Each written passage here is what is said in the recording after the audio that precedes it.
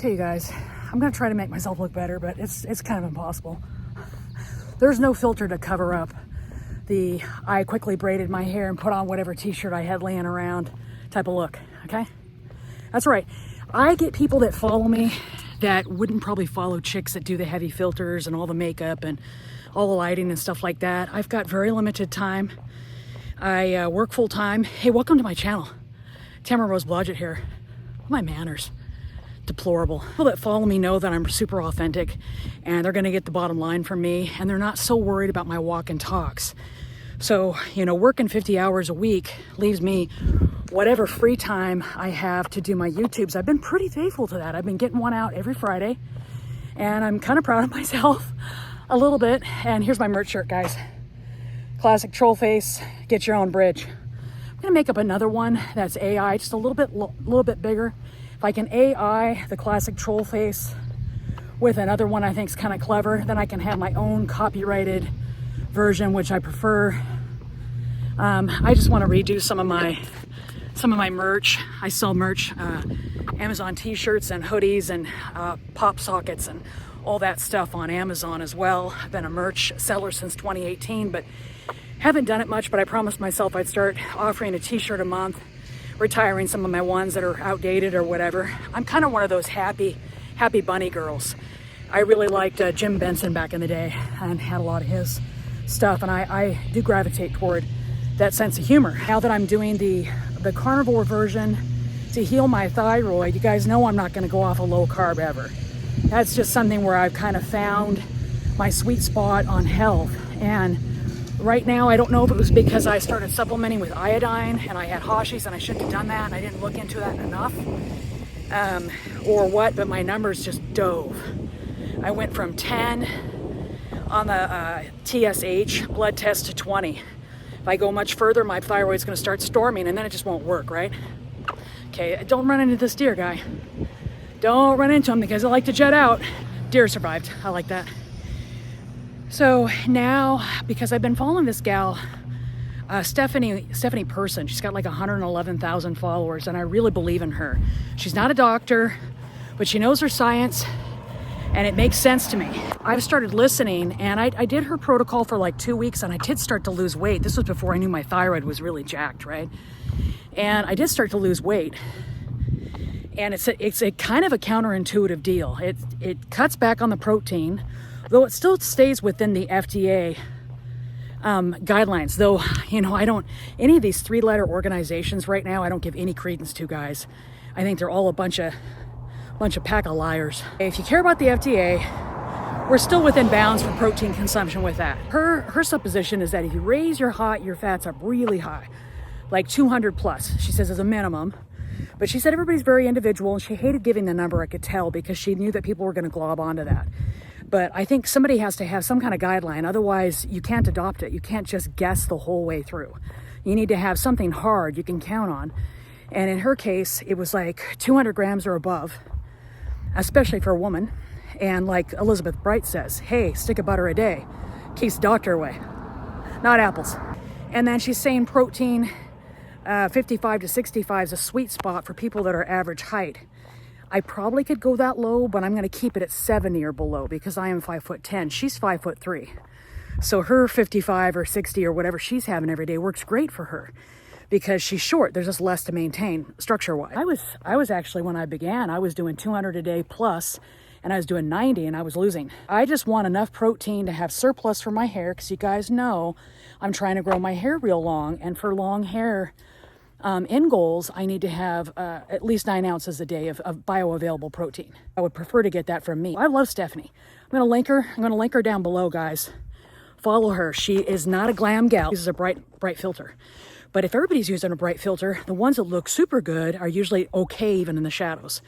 And she's a tremendously youthful looking gal. She's doing something right. She's been in ketosis, she says, for like 15 years. And she's really cut and built. She only says she works out about 30 minutes a day, and I have done that protocol before. I didn't look as good as her, but I wasn't in ketosis either. Wish I had been. But I didn't have to do more than 30 minutes like 3 times a week to look quite good. I wasn't as cut as her, as defined, But she's been doing it for a long time, and I do think you need to be in ketosis to do that little bit of a workout and look that superb. And hats off. You know, you got a 56-year-old gal out there, my age. I just turned 57 a couple days ago. And she looks that good. That means that any of us can. Well, I mean, I don't have to look that cut. I just want my body composition to be in the ballpark. She's the one I'm listening to. And she makes sense because she has science to back her up on a lot of these different precepts that she likes. So I've been watching her, and I'm like, I'm going to give it a try, because everywhere I'm looking, they're telling me, the gurus, the scientists, the doctors are saying, if you have Hashimoto's, fat heals. And they don't mean, you know, like vegetable oil, guys. They don't mean macadamia nuts. They mean animal fat. Our premier bioavailable species-specific food. You know, for instance, pork belly is like 90% fat and 10% lean. And that's the ratio I'm looking at. I don't want to go under 85 or 90% fat to lean. And I just don't want to be hungry. I want to heal this garbage that's going on with my body. It's been going on for a while. Of course, I'm taking, you know, thyroid meds now finally, because I was in such a hole I didn't have a choice. So I had to do that. I'm out here walking just to, you know, keep my health up and stuff, and that's what I do it for. But I want to let you guys know kind of how it's going so far. This is my 4th or 5th day on thyroid meds. I don't notice any difference. But I was in such a hole, Mom and I were talking about it, and she was like, well, when you're that bad off, she says, you're not going to instantly get better. She goes, it's going to take time. It'll probably be the whole month before you even start to notice anything. And I think that's fair. Look at these lavender guys. Look at this.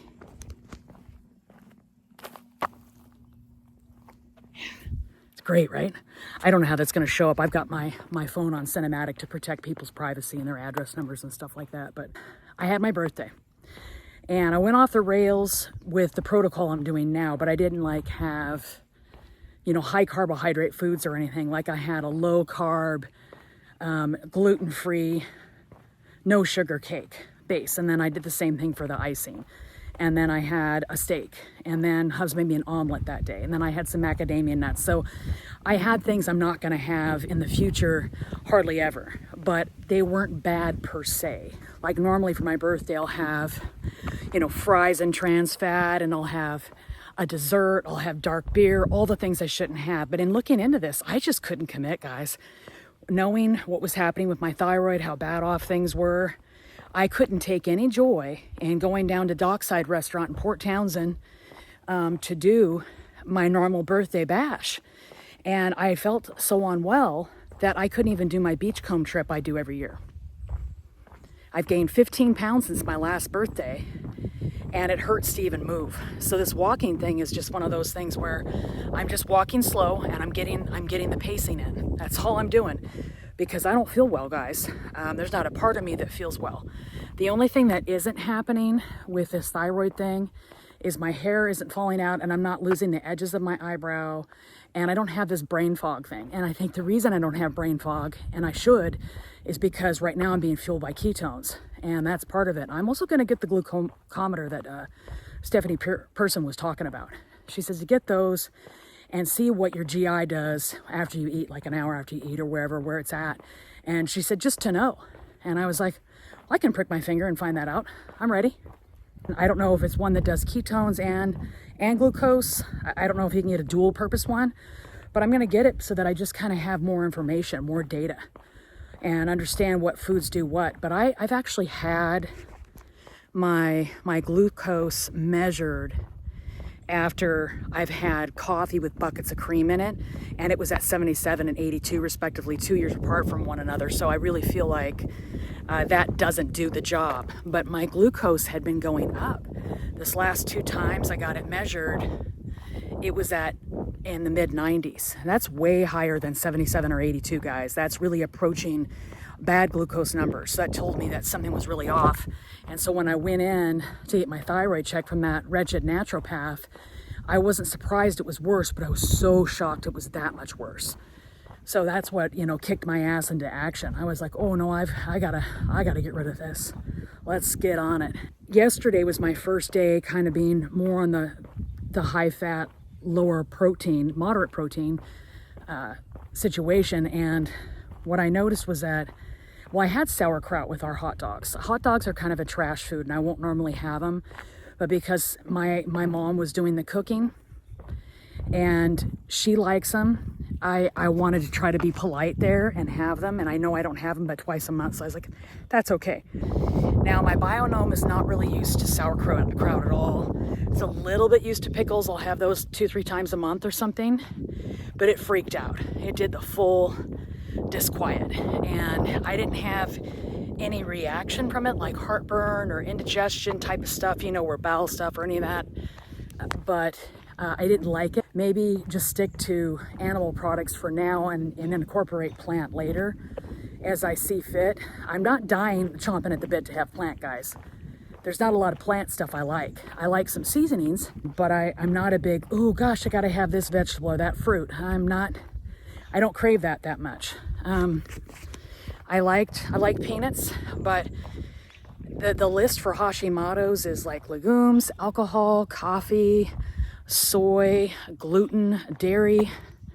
A bunch of the stuff, I have had, and I notice I'm way better if I don't have any legumes.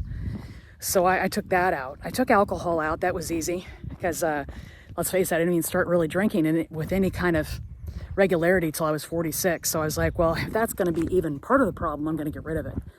Because they're saying that leaky gut is tethered to Hashimoto's, and that would be those items I just listed. There was like a list of 10. Those items I just listed are the big offenders, with gluten and dairy being on the top. So me having that 2 tablespoons of cream every day probably isn't the smartest thing, but I have to think about sustainability, you guys. I don't want this to be a 30-day thing. I want to find out what's wrong and then narrow my diet down to things that work so I can get out of this terrible situation right now. That's what the goal is. So yesterday I had the 3 hot dogs with sauerkraut, a couple of pickles, and then Hubs had barbecued all the pork belly for me. And it's that Costco stuff. And I think it was like 4.88 pounds, and there were 7 of them in there. So they were all just shy a half pound or 7 ounces or whatever. So I cut them in half because I remember a person saying 3 to 4 ounces per feed, pretty much. You shouldn't have anything more than that. And that would put you up around 12 ounces or less per day, which is totally within the goal of me getting 9 ounces of bioavailable protein, okay, for the hair. The hair's a thing because I have, long hair, as part of my moniker up there on my YouTube channel. So people know I'm going for that, and wearing protective styles and being very careful with what I do with my hair. No heat, satin pillowcase, curly girl method for the most part, all that stuff. So people know that I'm trying to get to that goal, and I'm actually not getting my hair as long as some girls want to. I'm thinking hip length is fine for me, or just not seatable. I don't want to be having to swish my hair aside every time I go to sit down. It will piss me off. Anyhow, so that's what I'm doing. And so today when I come home, yesterday I had that. I shouldn't have waited the whole day to eat because I was hungry before that. So I won't be making that mistake today. So today I had 2 cups of coffee with a half stick of butter between them, and then 2 tablespoons of cream to cut that real buttery taste. I have a frother I use that I really like, and you guys should get it. It's only like $10. And you fill your cup up with your cream or your butter or whatever, and half a cup of coffee, and you froth it, and it's mixed up nice. Then you just add more coffee after that. You froth it when it's too full, and it makes a mess. It goes everywhere. That's right. I know that because I've done it. That's right. After that, I had 1 piece of Mom's quiche today because it was already made, and then I didn't have to cook anything, but it did have some cream and cheese in it, which is too much dairy, because I'm trying to withdraw that. But I didn't want to be impolite, and sometimes you make the best choices out of bad ones, and she had already cooked, and it was technically carnivore, so I just went ahead and had 1 piece. I didn't overeat. I did salt and pepper on top, white pepper, because that's mature pepper and doesn't have oxalate. And then I will have, because I have my extremely important lash appointment today, and then shopping afterward. So I'm not probably going to eat until 7 or so when I come home, but I will have that 3.5, 4 ounce piece of pork belly that I left in the fridge from yesterday, and just heat that up 30 seconds or whatever. Pork belly has got to be the most satiating food I've ever had in my life. Like you can go in there hungry and think that, yeah, I'm gonna have a lot of food or a big pork belly. No, I mean, I had the 3 hot dogs and the sauerkraut and the pickles and stuff. So I was already pretty satiated, but I knew that I needed to have more food because that's all I'd had that day, and I didn't want my body to get the idea it was starving. So it doesn't. Stephanie says, contrary to the fasting group, and I do believe in fasting still, even now, because some of my best blood work numbers came when I was doing ADF. I think there's merit in both ways. Right now, I'm trying to heal my thyroid, and so I don't want any kind of stress in my body to counteract that end goal of getting the thyroid in balance. But I did have very good numbers when I was doing ADF. I had a really good A1C, it was 4.7 and such, so there is something to be said for the fasting. It has to be done just right and very case by case, individual by individual. That's what I'm going to do today, and I'm trying to get my fat up to 200, and I'm trying to keep my protein under 70, which is easy. So when I have the pork belly, I could barely get through a half, and boy, it was delicious, guys. When Hubs barbecues it, he puts some stuff on it. You know, he puts some mustard on it, and then some of that fake brown sugar for a rub and stuff. So that's not strictly carnivore or whatever, but I don't have any problems with some of those things. Like mustard's not a problem. Onion powder and garlic powder, neither one of those. Vegetables are a problem. Probably a little bit more carb there because he added that, but you know, maybe I had a couple carbs with a little bit that I ate, or one. It's very negligible for the taste. And he puts them in there for like 3 hours. They get a nice crust on them. And then I go in there and take a bite, and it's so great tasting, guys. It's a succulent fat wrapped in a really crispy outer shell with just a little bit of lean. And when you're hungry, nothing's as good as that to me. But I am not grossed out by the texture of fat. When I have a fatty food, it just makes me feel like yum. I'm yum on that. That's what I'm doing today. And I will do an update video. I'm going to weigh myself on Monday and see if I've lost any weight. Certainly like the way I feel. It's even early on, I like the way I feel.